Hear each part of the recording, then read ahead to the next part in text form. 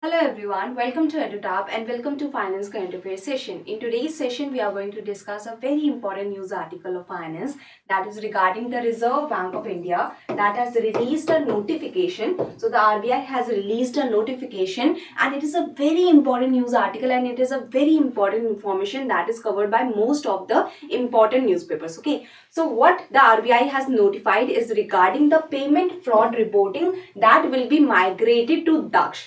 Now, DAKSH is again very important because it was recently released by the RBI. Okay, it was recently notified by the RBI regarding the DAKSH, and now the fraud reporting module is being migrated to DAKSH. So, what was the module before? What was the reporting system before? And how it will be migrated to DAKSH? When it will be migrated to DAKSH? So, all of this has been told by the Reserve Bank of India, and it is very important for you to understand. And there are direct facts from which the question can come. Okay, so this is a very important notification news article that we are going to cover in today's session. Okay, so now before starting with this very important news article, there is a big announcement from EduTap that we have brought for you the comprehensive guide for RBI, NABARD and SEBI. So through a single guidebook, you can get all your common queries answered, and there are definitive answers provided in this guidebook. You do not have to visit different links. You do not have to visit different websites to know about the examination.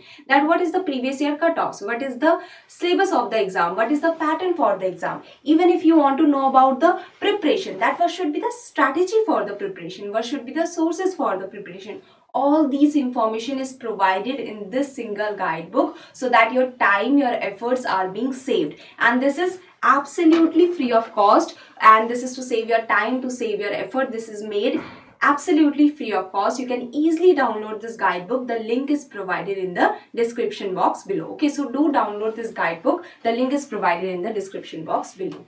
So now starting with the news article for today, that is the RBI has said that it is migrating the payments fraud reporting module. So the payments fraud reporting will be migrated to what? To DAKSH and the RBI's. Now DAKSH is what? DAKSH is, in Hindi you write it like this.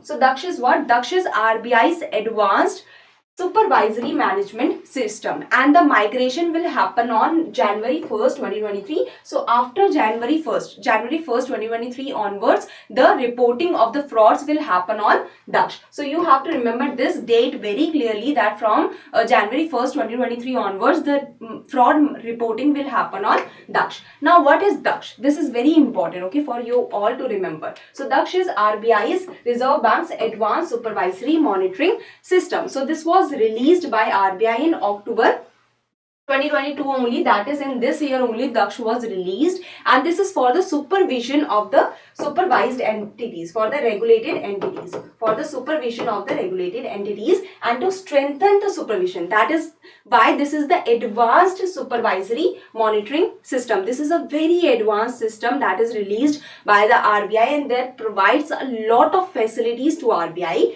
that strengthens the supervision. That is the basic function of this DAKSH. Supervisory processes have become more robust, more efficient. Okay, so DAKSH is what? DAKSH means what? So DAKSH is efficient and competent. So this DAKSH, this application is very competent, this application is very efficient, and this has the underlying capabilities of this application. So the underlying capabilities of this application is efficient and competent. It is very fast, very efficient, very competent in handling big data. Okay, so DAKSH is a web-based end-to-end workflow. So it is easier to handle. It is the digital form of the supervision that will happen. So now monitoring compliance requirements. All the supervision can happen through DAKSH, and it is a very advanced supervisory method. Now the additional facility that this application provides. So it provides seamless communication. Okay, seamless communication can happen with the regulated entities, with the supervised entities.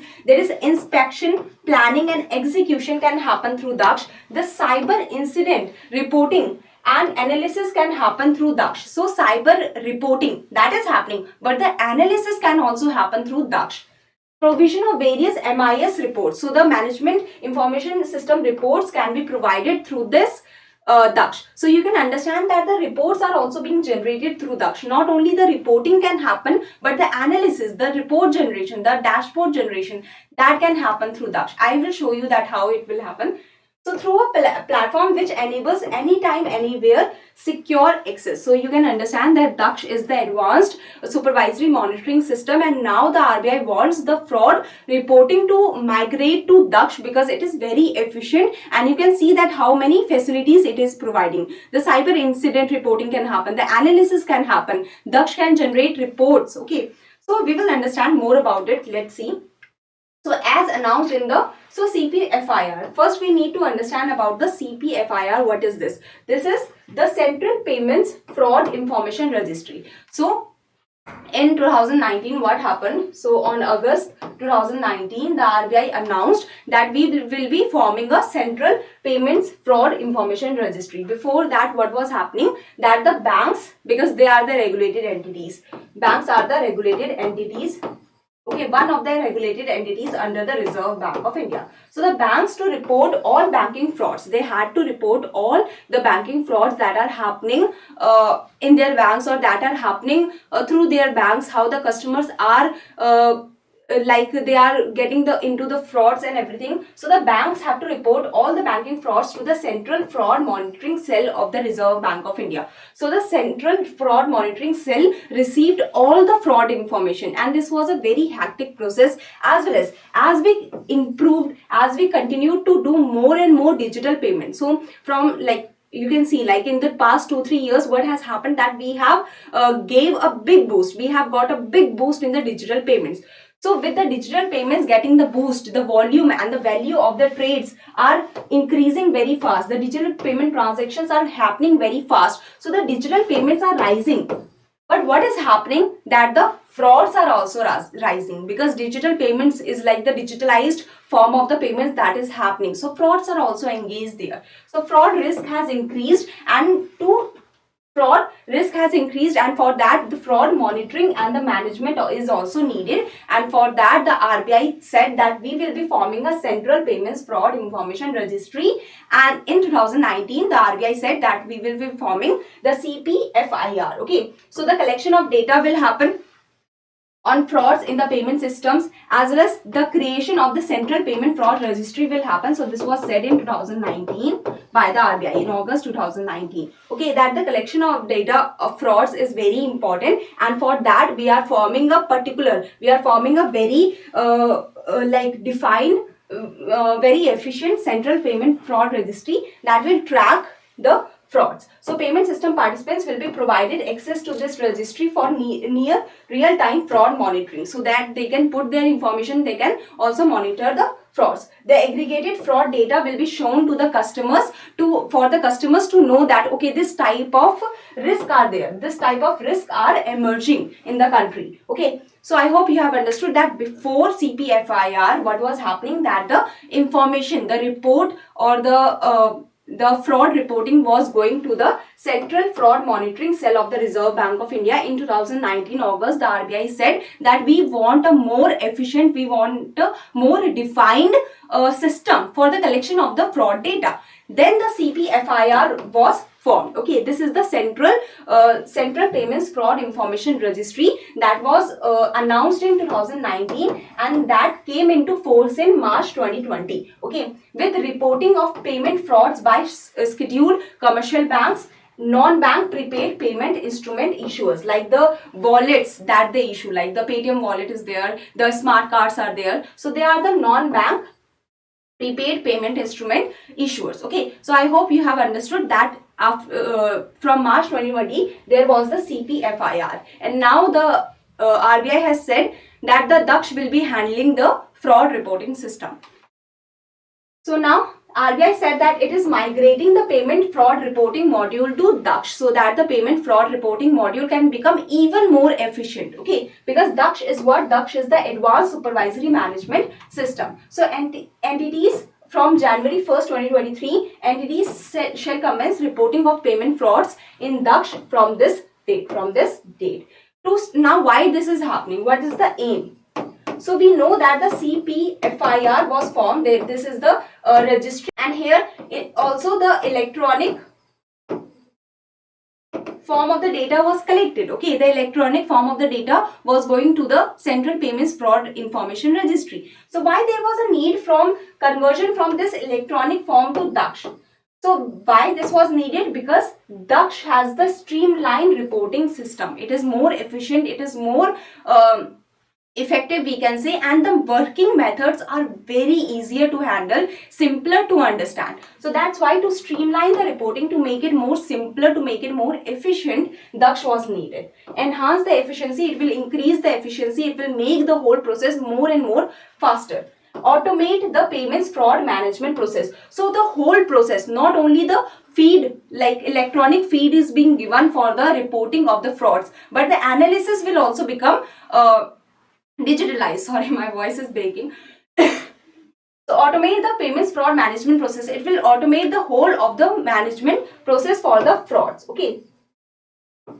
Not only the reporting, but the management of the frauds as well as the analysis of the frauds will become automated.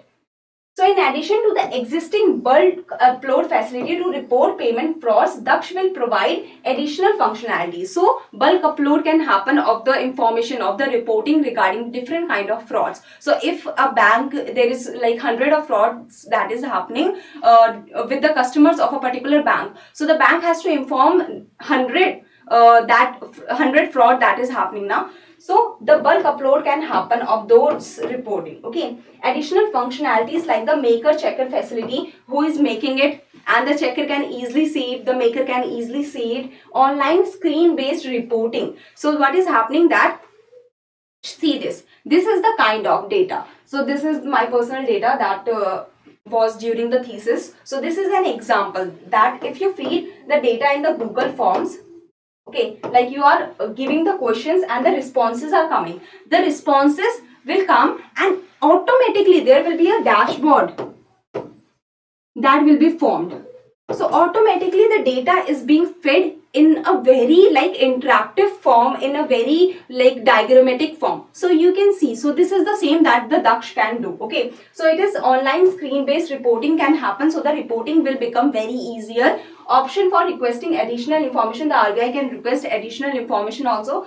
Facility to issue alerts are also there. Facility to issue advisories are also there. So the RBI can advise, issue alerts. Generation of dashboard and reports, etc. So directly the dashboards can be generated, the reports can be generated, the data will be shown in a very interactive and easy to show manner. So dashboard is what? It is the visual display of all your data. So that will become very easier with DAKSH. Like the Google Forms directly show the data in the visual form. Similarly, the DAKSH can also do so. Like the data that is coming from the reporting of the banks, that can be shown in the dashboard form, that can be shown in the reports from through DAKSH. It will become very easier. So you can understand that this is a very efficient method, and the RBI can also understand the departments of RBI can also understand the data very easily through such kind of form. Okay.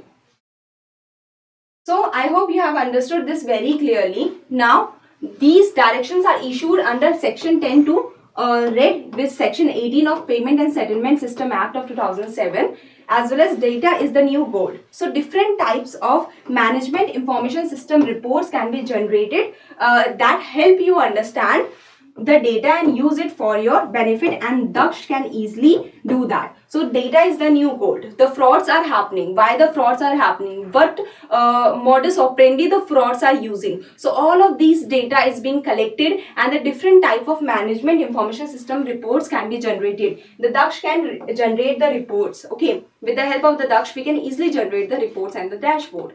So now let's understand the reporting guidelines, but now you will be interesting first before understanding this, that what kind of information are we collecting. So this is the kind of information that the RBI has said that it is collecting. So this is the format in which the banks have to report regarding the fraud. So it is, was the fraud reported by the customer, was the fraud attempted fraud, or it has already been taken place. A payment system category, it has happened due to the card, it has happened due to the ATM or something. So system involved in fraudulent transaction, what is the complete system that is involved. So these are the questions. The modus operandi, that what is the modus operandi of the fraud, the initial inputs that has happened, what was the pattern, like it was a phishing attempt or it was some other kind of attempt that has happened, the card cloning has happened, what kind of fraud it is. So all of this information will go to the RBI. So RBI will understand that, okay, this is a new kind of modus operandi that has happened, or card cloning has become so popular these days that all the fraudsters are doing card cloning or all the fraudsters are doing phishing. So you can understand that through this data, the RBI can understand that what is happening in the country, that how the frauds are taking place, what kind of frauds are taking place. So all of this data will go to the RBI. And in this format it will go. The RBI has shown the format also. So I hope now you understand that it will become very easier through DAKSH, that all the data can be shown through the dashboards and the reports. Okay. It will be a better, efficient way, as well as through DAKSH the RBI will be able to issue the alerts and advisories also, that there is a new form of modus operandi that has been developed by the fraudsters. This is the new kind of fraud that can happen with the customers. So the alerts can be raised also. So this is the reporting guidelines that are given by the RBI regarding the CPFIR. So currently also what will happen, that the Central Payments Fraud Information Registry will be formed. So CPFIR will be formed through DAKSH now. Before it was being formed through the electronic data submission portal. So now we are converting from the electronic data submission portal to DAKSH. Okay. Currently also the registry will be formed. So you have to be very clear that it was started in, like the RBI informed regarding this in 2019. From March 2020, the Central Payments Fraud Information Registry started. And it was started on electronic data submission portal. Through electronic data submission portal, the reporting was happening of the frauds. Now from January 1st, 2023, the reporting will happen through DAKSH rather than through the electronic data submission portal.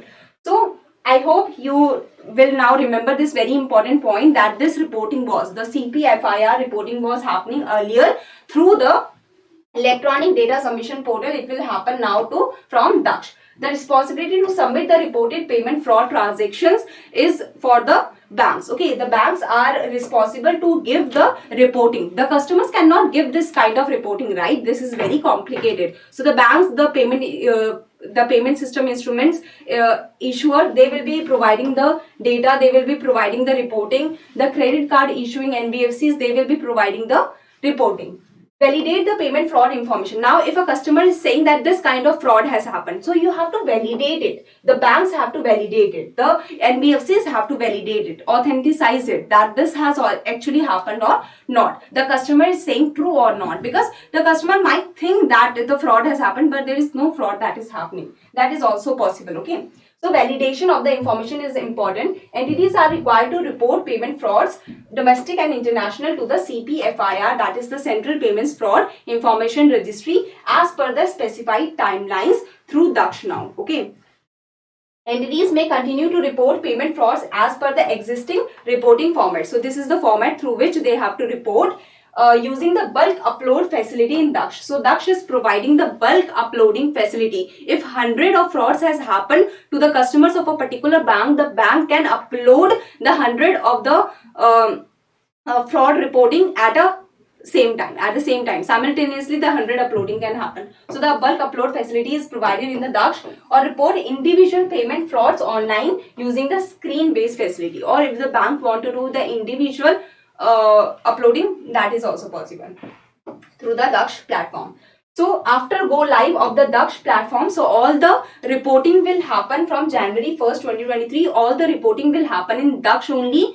No other reporting can be possible. Okay, you cannot report after 1st January 2023. You cannot, the banks cannot report in the electronic data submission portal. After January 1st, 2023, the reporting will happen in DAKSH only, and the reporting that has happened till December 31st, 2022, that will continue in the electronic data submission portal. So if there is an updation, if there is some change that has to be done, so that can happen in electronic data submission portal if the updation or if the reporting was before December 31st, 2022. Okay, so after January 1st 2023, all the new reporting will happen on DAKSH, but all the previous reporting that happened till this date, the updation will happen in EDSP only. And Reserve Bank has said that slowly we will migrate the previous historical data also from EDSP to DAKSH, but until then the historical data will be updated in the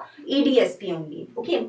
The reporting format I have already shown you, so this is the complete reporting format. So I hope you have understood today's news article very well, and this is the first question. I hope you will be able to answer this very easily. And this is the second question. So do answer this question. I hope you will be able to answer this question also very easily. So this was the previous question that was answered by many of the students, but some students got confused. So these were the students that gave the right answer. Sri Hari and Yash and Rishabh Gaurav also gave the right answer. So see, the first question is that the BPPS currently does not enable which kind of payments. So the non-recurring payments cannot happen through the BPPS currently. Okay. And the recurring payments can happen through the BPPS, and the inbound cross-border payments can also happen through BPPS currently, but the non-recurring cannot happen through the BPPS. So this was the B was the answer. Here you have to tell the wrong statement, okay, incorrect statement regarding the functionality of a single block and multiple debit. So here you can see that the merchant can make multiple debits up to a maximum permitted amount without any prior consent. So that cannot happen, right? The merchant have to take the prior consent of the customer, and that's why this was a wrong statement. The A was the wrong statement, and this was the answer, because without is wrong. Here with prior consent of customer hona chahiye tha. Okay, that was the correct one. So do subscribe to the YouTube channel, and you will get the PDF in the Telegram channel of ours. So the PDF will be uploaded in the Telegram channel, and you can mail us here, and you can contact us through this number. Okay, thank you so much everyone, and thank you all for your good wishes for the well-being of mine. Thank you very much. It means a lot.